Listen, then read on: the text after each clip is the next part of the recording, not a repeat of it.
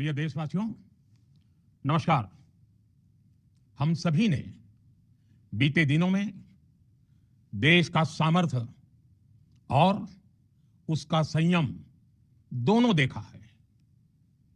मैं सबसे पहले भारत की पराक्रमी सेनाओं को, सशस्त्र बलों को, हमारी खुफिया एजेंसियों को, हमारे वैज्ञानिकों को, हर भारतवासी की तरफ से सैल्यूट करता हूं। हमारे वीर सैनिकों ने ऑपरेशन सिंदूर के लक्ष्यों की प्राप्ति के लिए असीम शौर्य का प्रदर्शन किया। मैं उनकी वीरता को, उनके साहस को, उनके पराक्रम को आज समर्पित करता हूं हमारे देश की हर माता को, देश की हर बहन को और देश की हर बेटी को यह पराक्रम समर्पित करता हूं। साथियों, 22 अप्रैल को पहलगाम में आतंकवादियों ने जो बर्बरता दिखाई थी, उसने देश और दुनिया को झकझोर दिया था। छुट्टियां मना रहे निर्दोष मासूम नागरिकों को धर्म पूछकर उनके परिवार के सामने, उनके बच्चों के सामने बेरहमी से मार डालना, यह आतंक का बहुत विभत्स चेहरा था, क्रूरता थी। यह देश के सद्भाव को तोड़ने की घिनौनी कोशिश भी थी। मेरे लिए व्यक्तिगत रूप से यह पीड़ा बहुत बड़ी थी। इस आतंकी हमले के बाद सारा राष्ट्र, हर नागरिक, हर समाज, हर वर्ग, हर राजनीतिक दल एक स्वर में आतंक के खिलाफ कड़ी कार्रवाई के लिए उठ खड़ा हुआ। हमने आतंकवादियों को मिट्टी में मिलाने के लिए भारत की सेनाओं को पूरी छूट दे दी और आज हर आतंकी, आतंक का हर संगठन जान चुका है कि हमारी बहनों बेटियों के माथे से सिंदूर हटाने का अंजाम क्या होता है। साथियों, ऑपरेशन सिंदूर ये सिर्फ नाम नहीं है, ये देश के कोटि कोटि लोगों की भावनाओं का प्रतिबिंब है। ऑपरेशन सिंदूर न्याय की अखंड प्रतिज्ञा है। 6 मई की देर रात, 7 मई की सुबह पूरी दुनिया ने इस प्रतिज्ञा को परिणाम में बदलते देखा है। भारत की सेनाओं ने पाकिस्तान में आतंक के ठिकानों पर, उनके ट्रेनिंग सेंटर्स पर सटीक प्रहार किया। आतंकियों ने सपने में भी नहीं सोचा था कि भारत इतना बड़ा फैसला ले सकता है। लेकिन जब देश एकजुट होता है, नेशन फर्स्ट की भावना से भरा होता है, राष्ट्र सर्वोपरि होता है, तो फौलादी फैसले लिए जाते हैं, परिणाम लाकर दिखाए जाते हैं। जब पाकिस्तान में आतंक के अड्डों पर भारत की मिसाइलों ने हमला बोला, भारत के ड्रोन्स ने हमला बोला, तो आतंकी संगठनों की इमारतें ही नहीं, बल्कि उनका हौसला भी थर्रा गया। बहावलपुर और मुरिद के जैसे आतंकी ठिकाने एक प्रकार से ग्लोबल टेररिज्म की यूनिवर्सिटीज रही है। दुनिया में कहीं पर भी जो बड़े आतंकी हमले हुए हैं, चाहे 9/11 हो, चाहे लंदन ट्यूब बॉम्बिंग हो, या भारत में दशकों से जो बड़े बड़े आतंकी हमले हुए हैं, उन सब के तार कहीं ना कहीं आतंक के इन्हीं ठिकानों से जुड़ते रहे हैं। आतंकियों ने हमारी बहनों का सिंदूर उजाड़ा था, इसलिए भारत ने आतंक के ये हेडक्वार्टर्स उजाड़ दिए। भारत के इन हमलों में 100 से अधिक खूंखार आतंकवादियों को मौत के घाट उतारा गया है। आतंक के बहुत सारे आका बीते 2.5-3 दशकों से खुलेआम पाकिस्तान में घूम रहे थे, जो भारत के खिलाफ साजिशें करते थे। उन्हें भारत ने एक झटके में खत्म कर दिया। साथियों, भारत की इस कार्रवाई से पाकिस्तान घोर निराशा में गिर गया था, हताशा में गिर गया था, बौखला गया था। और इसी बौखलाहट में उसने एक और दुस्साहस किया। आतंक पर भारत की कार्रवाई का साथ देने के बजाय पाकिस्तान ने भारत पर ही हमला करना शुरू कर दिया। पाकिस्तान ने हमारे स्कूलों, कॉलेजों को, गुरुद्वारों को, मंदिरों को, सामान्य नागरिकों के घरों को निशाना बनाया। पाकिस्तान ने हमारे सैन्य ठिकानों को निशाना बनाया। लेकिन इसमें भी पाकिस्तान खुद बेनकाब हो गया। दुनिया ने देखा कि कैसे पाकिस्तान के ड्रोन्स, पाकिस्तान की मिसाइलें भारत के सामने तिनके की तरफ बिखर गई। भारत के सशक्त एयर डिफेंस सिस्टम ने उन्हें आसमान में ही नष्ट कर दिया।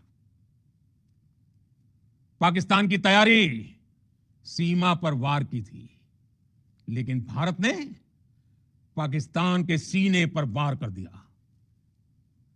भारत के ड्रोन्स, भारत की मिसाइलों ने सटीकता के साथ हमला किया। पाकिस्तानी वायुसेना के उन एयरबेस को नुकसान पहुंचाया, जिस पर पाकिस्तान को बहुत घमंड था। भारत ने पहले 3 दिनों में ही पाकिस्तान को इतना तबाह कर दिया जिसका उसे अंदाजा भी नहीं था। इसलिए भारत की आक्रामक कार्रवाई के बाद पाकिस्तान बचने के रास्ते खोजने लगा। पाकिस्तान दुनिया भर में तनाव कम करने के लिए गुहार लगा रहा था। और बुरी तरह पीटने के बाद इसी मजबूरी में 10 मई की दोपहर को पाकिस्तानी सेना ने हमारे डीजीएमओ को संपर्क किया। तब तक हम आतंकवाद के इंफ्रास्ट्रक्चर को बड़े पैमाने पर तबाह कर चुके थे। आतंकियों को मौत के घाट उतार दिया गया था। पाकिस्तान के सीने में बसाए गए आतंक के अड्डों को हमने खंडहर बना दिया था। इसलिए जब पाकिस्तान की तरफ से गुहार लगाई गई, पाकिस्तान की तरफ से जब यह कहा गया कि उसकी ओर से आगे कोई आतंकी गतिविधि और सैन्य दुस्साहस नहीं दिखाया जाएगा, तो भारत ने भी उस पर विचार किया।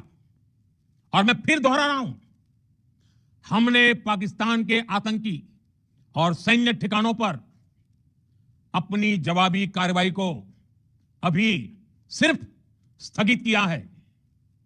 आने वाले दिनों में हम पाकिस्तान के हर कदम को इस कसौटी पर मापेंगे कि वो क्या रवैया अपनाता है। साथियों, भारत की तीनों सेनाएं, हमारी एयरफोर्स, हमारी आर्मी और हमारी नेवी, हमारी border security force BSF, Bharat के अर्धसैनिक बल लगातार अलर्ट पर है। सर्जिकल स्ट्राइक और एयर स्ट्राइक के बाद अब ऑपरेशन सिंदूर आतंक के खिलाफ भारत की नीति है। ऑपरेशन सिंदूर ने आतंक के खिलाफ लड़ाई में एक नई लकीर खींच दी है, एक नया पैमाना, न्यू नॉर्मल तय कर दिया है। पहला, भारत पर आतंकी हमला हुआ तो मुंह तोड़ जवाब दिया जाएगा। हम अपने तरीके से, अपनी शर्तों पर जवाब देकर रहेंगे। हर उस जगह जाकर कठोर कार्रवाई करेंगे जहां से आतंक की जड़ें निकलती हैं। दूसरा, कोई भी न्यूक्लियर ब्लैकमेल भारत नहीं सहेगा। न्यूक्लियर ब्लैकमेल की आड़ में पनप रहे आतंकी ठिकानों पर भारत सटीक और निर्णायक प्रहार करेगा। तीसरा, हम आतंक की सरपरस्त सरकार और आतंक के आकाओं को अलग अलग नहीं देखेंगे। ऑपरेशन सिंदूर के दौरान दुनिया ने पाकिस्तान का वो घिनौना सच फिर देखा है, जब मारे गए आतंकियों को विदाई देने पाकिस्तानी सेना के बड़े बड़े अफसर उमड़ पड़े।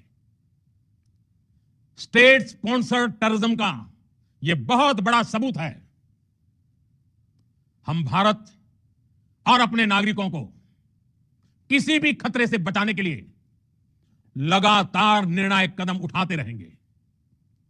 साथियों, युद्ध के मैदान पर हमने हर बार पाकिस्तान को धूल चटाई है और इस बार ऑपरेशन सिंदूर ने नया आयाम जोड़ा है।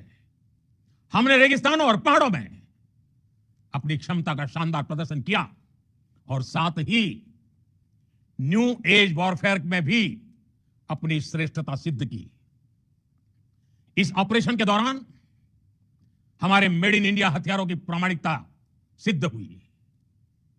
आज दुनिया देख रही है 21वीं सदी के वॉरफेयर में made in India defence equipments, इसका समय आ चुका है।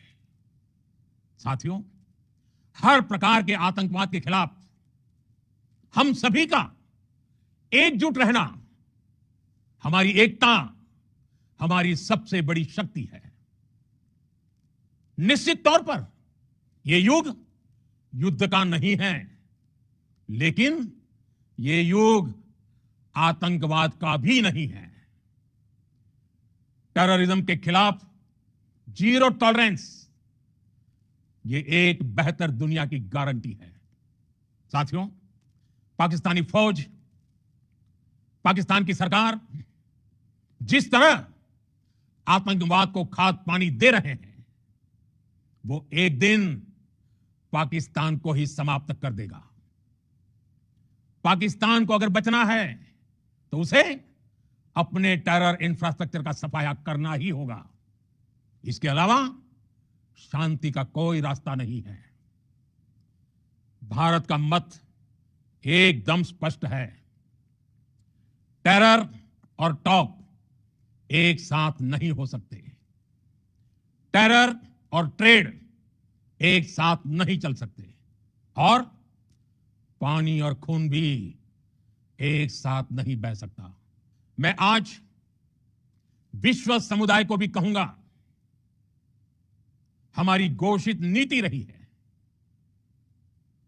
अगर पाकिस्तान से बात होगी तो टेररिज्म पर ही होगी। अगर पाकिस्तान से बात होगी तो पाक ऑक्युपाइड कश्मीर पीओके उस पर ही होगी। प्रिय देशवासियों, आज बुद्ध पूर्णिमा है। भगवान बुद्ध ने हमें शांति का रास्ता दिखाया है। शांति का मार्ग भी शक्ति से होकर जाता है।